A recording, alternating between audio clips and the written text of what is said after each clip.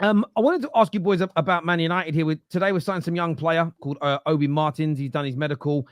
It looks like the lit deal is going to go through as well, especially now that Bayern Munich have agreed their deal with Bayer Leverkusen for Tar, but they can't complete it until they get rid of the lit. So I feel like it's gone from them having the advantage over us because Lenny Yoro is injured to that equaling itself out now because they've done a deal for a player, but they can't complete it until they raise the money through the sale of the lit. In terms of Man United bringing him in plus Mazwari, do you think that's enough for Man United's defense next season, Dan? As a first year of the rebuild? Well, you're definitely looking at that area of the team, aren't you? First of all, I think Manchester United need more, if I'm honest, still. And I thought you were going to go for it. Now it's starting to slow down a little bit in terms of rumours.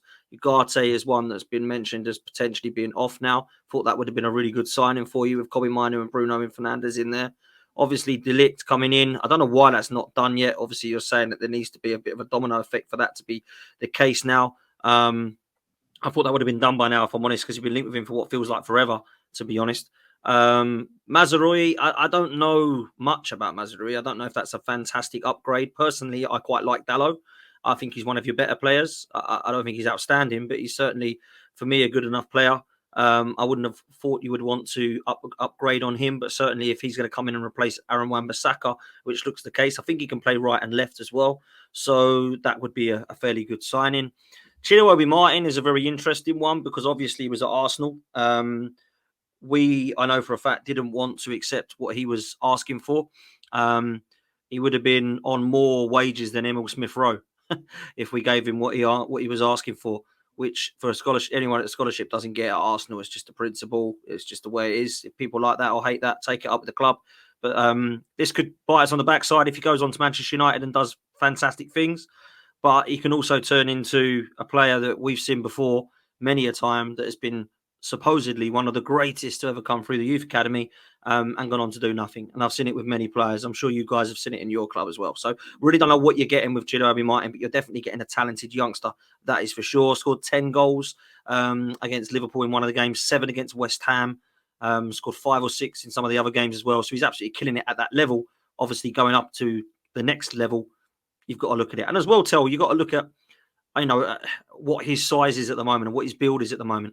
He needs to grow up and he needs to sort of get that physique into the men's game because some of them don't, and they end up getting pushed off the ball at that age. So at 16 years old, under 16 level, under 17 level, you think, oh my God, he's so much better than everyone else. Then everybody grows up. You get to 20 and he's left behind because he hasn't grown up with them. So there's a lot of question marks about the physique of him. But listen, he definitely knows where the net is, that's for sure. So it'd be good for you guys to see how well you get on with him.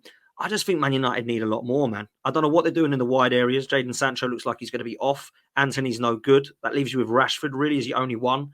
That's not enough for me there. Up top, Xerxes, a lot of pressure on him. Rasmus Højlund, he's got to have a better season.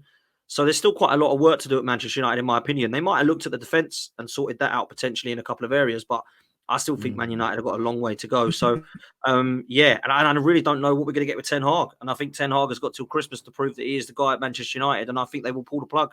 I really do. I don't think these guys are mucking around. They're footballing men that I think have a structure now that will go, right, I know you want to try and give managers chances. This guy's had enough. Pull the plug and you go and get Thomas Tuchel or whoever the hell it is you're going to get next. So for me, hopefully it's not Gareth Southgate. I hope it is, but you probably hope it won't be. But that's the way I see Manchester United, bro, at the moment. And I think the best part about Man United, the best positive to end on, is you've got these people in that know what they're doing. And they do know what they're doing, in my opinion. So that'll be the biggest positive for Man United moving forward. I don't disagree that we need to do more.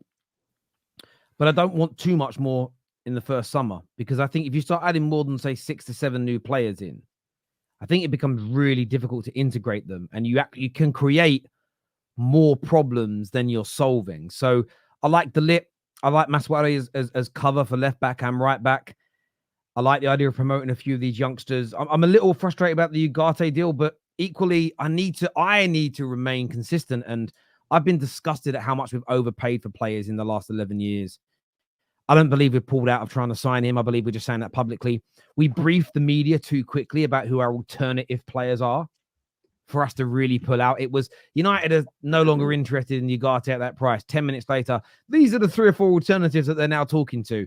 it seems a little bit too slick for me. I think that's to try and force PSG a little bit.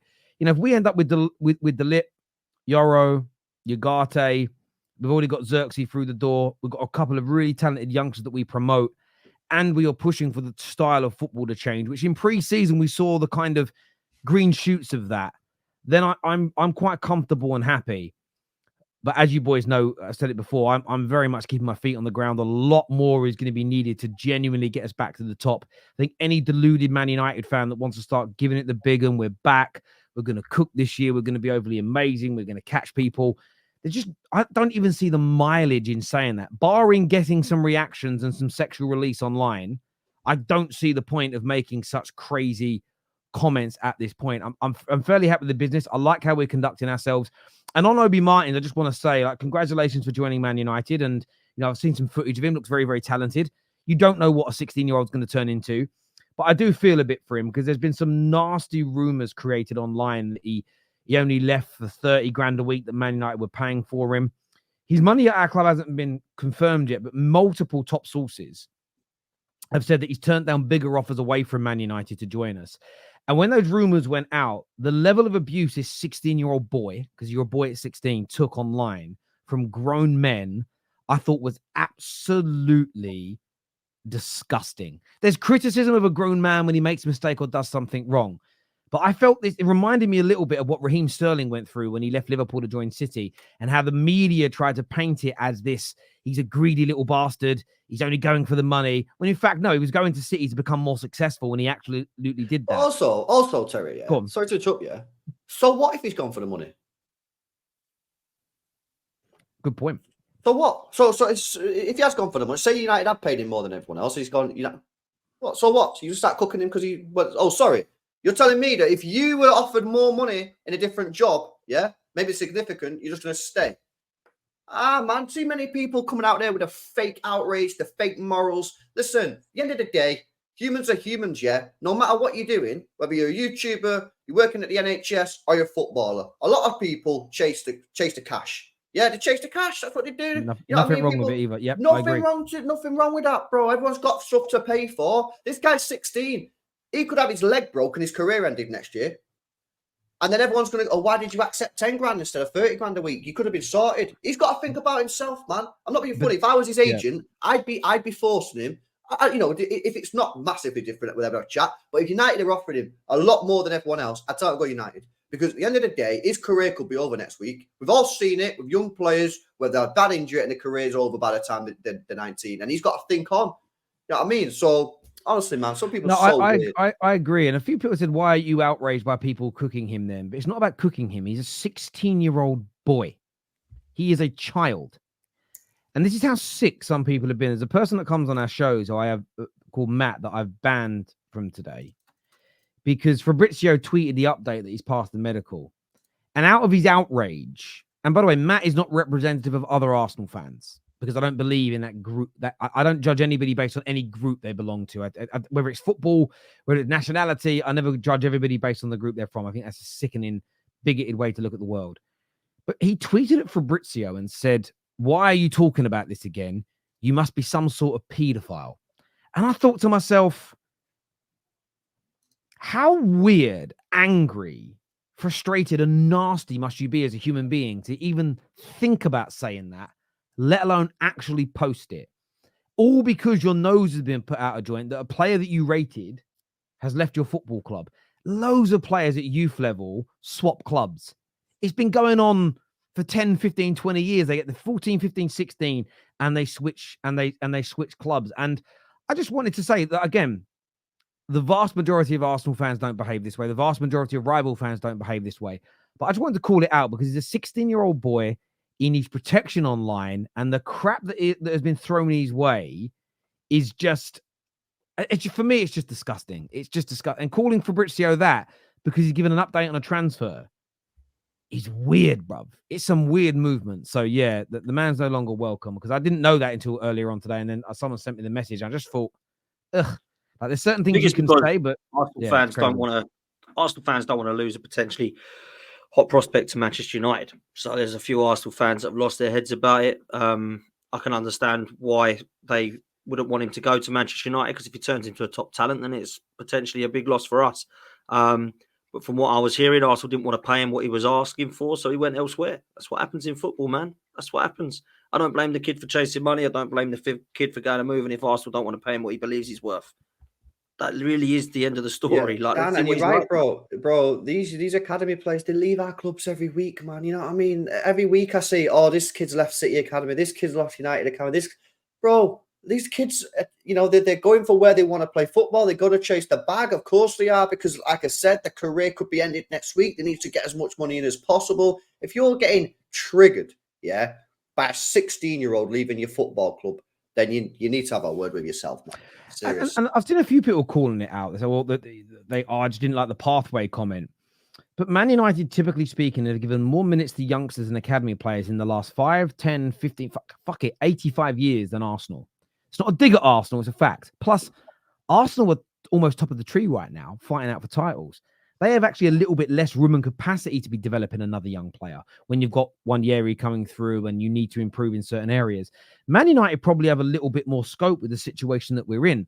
Ignoring all these points and then abusing a child online, it's absolute. I've never seen anything like it. I've never seen, and the saddening thing is, if it happens again and a United player leaves and joins City, or a United player leaves and joins Liverpool, there'd be a percentage of our fan base that would do the same. I don't think it's exclusive to Arsenal. I want to make sure that's very, very clear.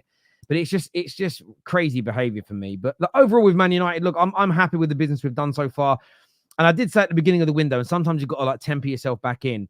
I did say I'd be prepared to lose some deals this summer if it meant we stood our ground in terms of the transfer negotiations. Because the one thing I would say is this: we have just been bent over and paid more than we should for so many signings for the last decade or two. And I just need us to do better. Genuinely, I need us to start doing better, because we have been absolutely horrendous at that for a long time. So we shall see how it all pans out for us in the coming days, weeks, and months as well. This here says, I am not triggered. He hasn't even played for the under-21s, let alone a first-team striker option. Good luck to him. It's United that are taking the risk. Exactly. So, and this is ironically, to the guy that sent that nasty message, he actually said, I don't even care about the player. I don't think he's that good. Then why would you be angry? It's a weird one to me. It's a weird one. Terry, this is absolutely bang on. We're competing with a monster in City and playing in the Champions League. We ain't got minutes to give to the boy. And this is part of it. Plus, Man United have reportedly, according to Fabrizio. Now, remember earlier, everyone said you've got to listen to Fabrizio. The same people that would say, you can't talk about other journalists when Fabrizio has not said it. He said that Man United are making him the third choice striker this year. But at the same time, you're stating that we can't guarantee him a pathway. So is Fabrizio lying, or is he now a brown envelope merchant again? And he can't be trusted, because earlier on today, I was told I had to trust everything he said. Which is it? You morons from outer space. I tell you, like, it's crazy.